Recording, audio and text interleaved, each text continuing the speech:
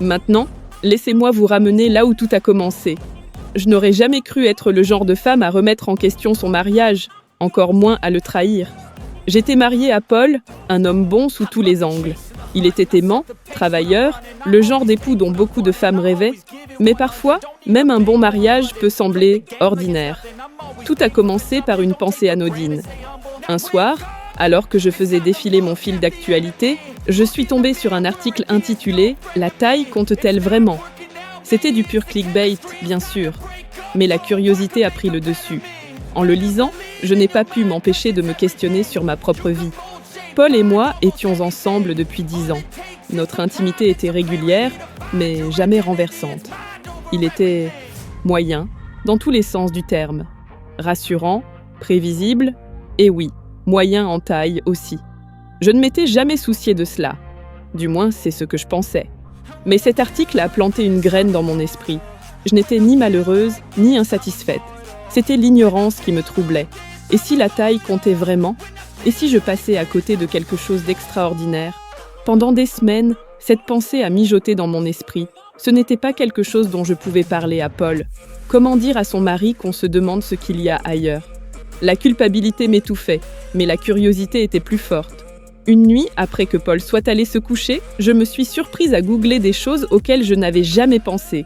Histoire, forum, confession. C'était comme ouvrir la boîte de Pandore. Des femmes partageaient leurs expériences, et beaucoup affirmaient que la taille faisait une différence.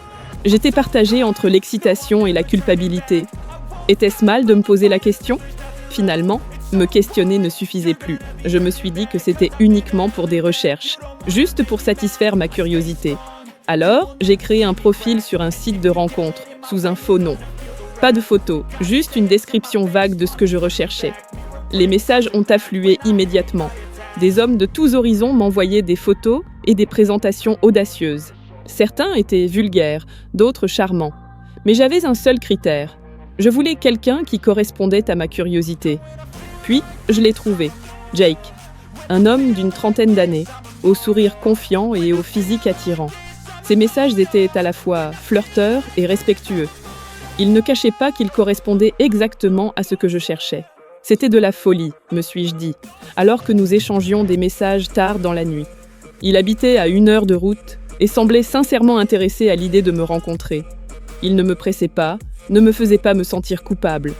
Au contraire, il me faisait me sentir vivante. Je me suis dit que ce serait juste une fois, juste pour voir, juste pour savoir.